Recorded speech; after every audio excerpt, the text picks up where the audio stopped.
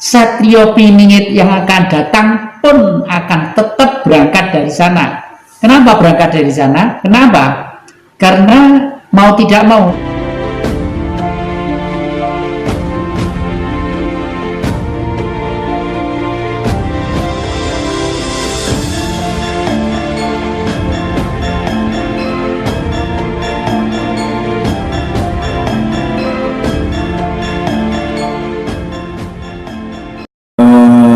Jadi pada kesempatan kali ini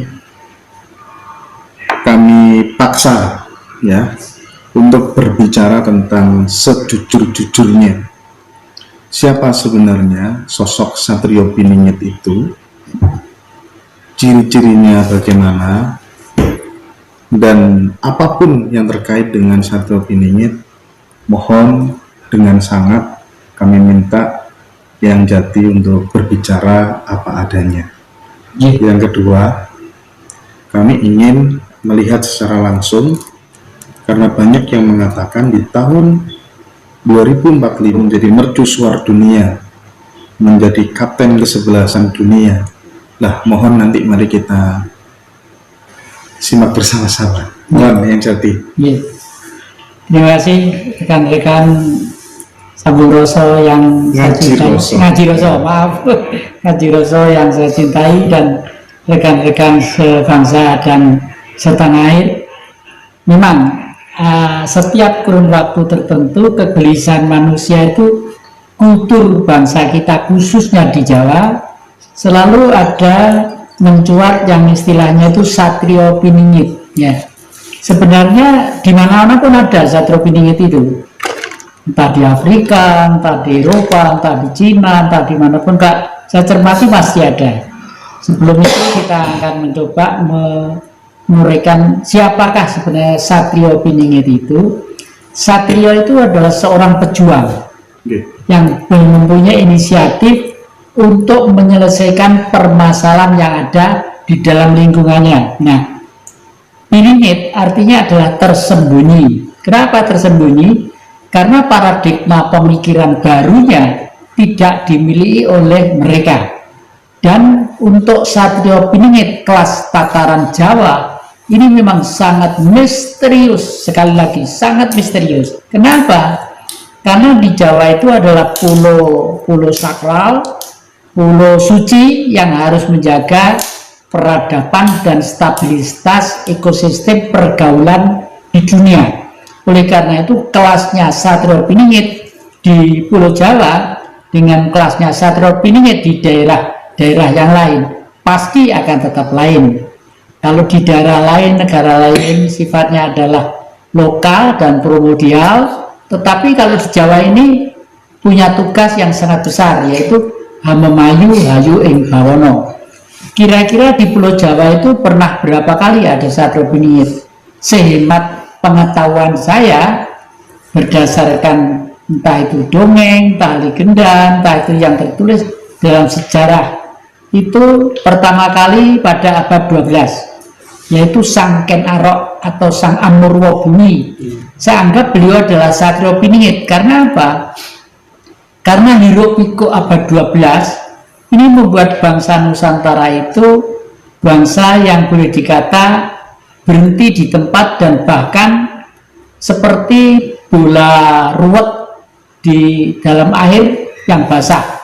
Untuk mengurai menjadi rentangan benang atau bola itu sendiri harus memerlukan seseorang yang sabar, telaten, tapi berjiwa revolusioner. Inilah yang dimulai oleh Sang Amurwa Bumi atau Ken Arok, sehingga Sang Amurwa Bumi itu mempunyai konsepsi yang menjadi visi dan misinya selesainya Nusantara ini. Lalu timbullah suatu negara besar yang dinamakan Majapahit. Nah, dari zaman abad 12 ada seorang tokoh yang tidak pernah ke permukaan, karena tokoh itu memang di dalam dirinya ada sosok-sosok getaran kekuatan gaib secara universal, yaitu kekuatan Sang Maha itu sendiri yang menyatu dalam sosok seorang manusia. Ini sering kita sebut dengan istilah Ken Dedes ya. Candides itu sebenarnya tidak pernah menjadi ratu, tetapi karena rahimnya, indung telurnya mengandung satu benih-benih calon-calon raja besar di Nusantara, lalu sang Kenarok tadi itu dikonotasikan sebagai sang Satrio Piningit yang nanti itu keturunannya akan berhak menurunkan raja-raja besar di Nusantara ini. Ternyata memang betul. Oleh karena itu yang terakhir kakek membuat naskah atau buku yang judulnya Misteri Gunung Arjuna. Karena Gunung Arjuna itu dikelilingi oleh kerajaan-kerajaan sejak dulu kala, Panjalu, Kediri, Singosari, lalu Trowulan, Mojopahit itu sekarang ya. Dan ini kelihatannya Satrio Piningit yang akan datang pun akan tetap berangkat dari sana. Kenapa berangkat dari sana? Karena dunia ini sudah tidak ada yang mampu membongkar peradaban sehingga menuju dalam satu peradaban yang selaras, serasi, dan seimbang dalam tata kehidupan politik, kemanusiaan, budaya, pendidikan, dan lain sebagainya. Nah, oleh karena itu waktu itu sebenarnya sudah timbul Satrio Piningit yang di abad ke-19, yaitu Bung Karno. Bung Karno Satrio Piningit juga, tetapi Bung Karno sebagai sosok manusia pasti juga ada kelemahannya, kelebihannya, kekurangannya, dan lain sebagainya. Oleh karena itu sosok ini pasti akan diteruskan oleh generasi-generasinya dan masih berada di lereng Gunung Arjuna juga. Kenapa? Karena mau tidak mau hitungan 7 itu menjadi hitungan yang pasti ya. 7 hari 7 bulan pitonan kalau orang Jawa, 7 tahun windu gantinya situasi peradaban, 70 tahun rata-rata umurnya orang, 700 tahun mau tidak mau harus ganti situasi politik yang baru, mau tidak mau ya. Misalnya tahun berapa ya, tahun 1900 sekian, kamera dengan tahun 2021 sudah barang tentu lain, fiturnya lain, digitnya lain ya, daya tangkapnya lain, pencerahannya lain, dan fasilitasnya juga akan lain. Ini adalah zaman. Nah, demikian juga Satrio Piningit yang baru nanti itu mungkin sudah tidak bertele-tele seperti era-era yang lalu. Karena apa? Era-era yang lalu itu manusia masih banyak dipengaruhi oleh lingkungan kehidupan budayanya, misalnya ya, dengan kitab-kitab suci yang bercorak ragam segala macam. Dan setiap si kitab suci selalu mendambakan akan lahirnya manusia yang baru yang digendaki oleh lingkungan itu. Tadi saya katakan eranya adalah era digitalisasi. Oleh karena itu metode pembelajaran untuk memahami tentang Tuhan sudah harus secara rasional, ilmiah, dan bila perlu suatu saat akan diiyakan oleh setiap kelompok manusia.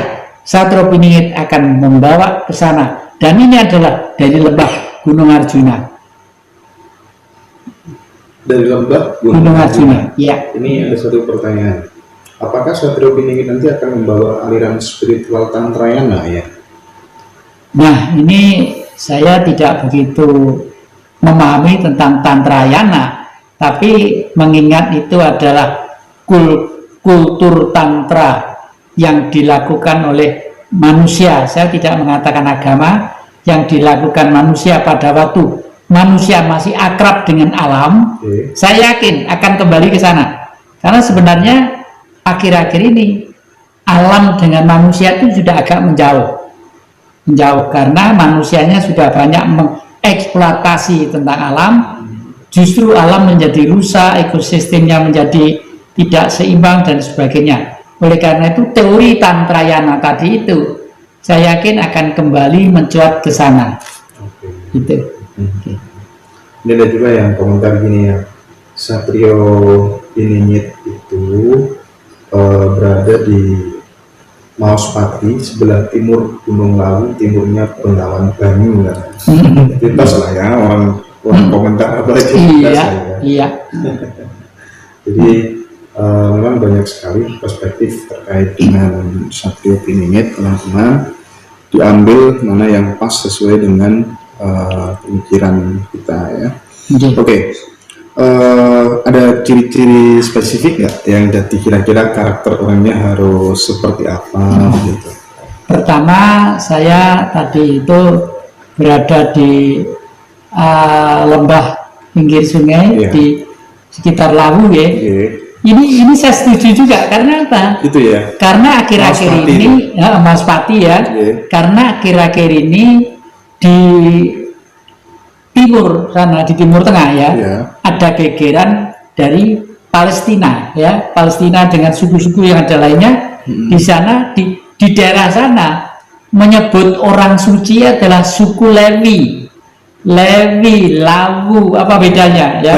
Lewi, Lawu, kan diutarakan dengan bahasa Jawa ini jelas. Lo itu lembut ya, hablur lembut, artinya luhur suci. W itu titik, V artinya V, karena tak terbatas banyak, tiada orang yang tahu jumlahnya berapa, akhirnya menjadi W, menjadi huruf W.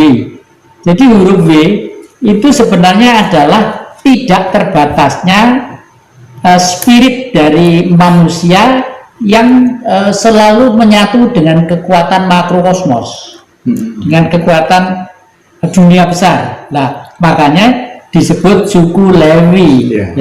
Nah, Lewi itu di Palestina sana disebut Jehovah atau Jawa Jadi orang sana sebenarnya percaya betul dengan si Jawa ini, percaya betul.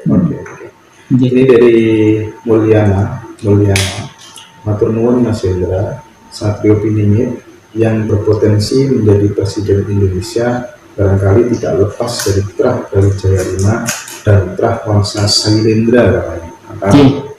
Ya, dua terah itu adalah DNA-nya ya, DNA manusia-manusia yang jenius. Berangkat dari tulisan Arusio Santos, filosofus Profesor Dr. Arusio Santos, filosof dari Brasilia ya. Itu memang mensinyalir bahwa manusia tercerdas di seluruh dunia ini ternyata sisanya sekarang disebut sebagai bangsa Indonesia, disebut sebagai bangsa Indonesia. Nah, ternyata memang betul. Oleh karena itu saya akhir-akhir ini mulai mencari data-data untuk itu. Data yang pertama adalah saya lalu mengungkapkan kerajaan pertama kali di dunia adalah di Pulau Jawa. Kerajaan pertama kali di dunia di Pulau Jawa itu di lereng Gunung Arjuna. Di sana namanya Sumbrawan. Itu kurang lebih sekitar 15.000 tahun sebelum Masehi ya. Di sana lalu dan peninggalan pintu gerbangnya masih ada di Singosari yang disebut Dwara Polo. Dua itu dua, Polo itu adalah suatu wujud di mana kelembutan hati dan keperkasaan dari terah Lemuria tadi itu digambarkan sebagai patung batu yang gede, kira-kira sekitar 3 meter itu.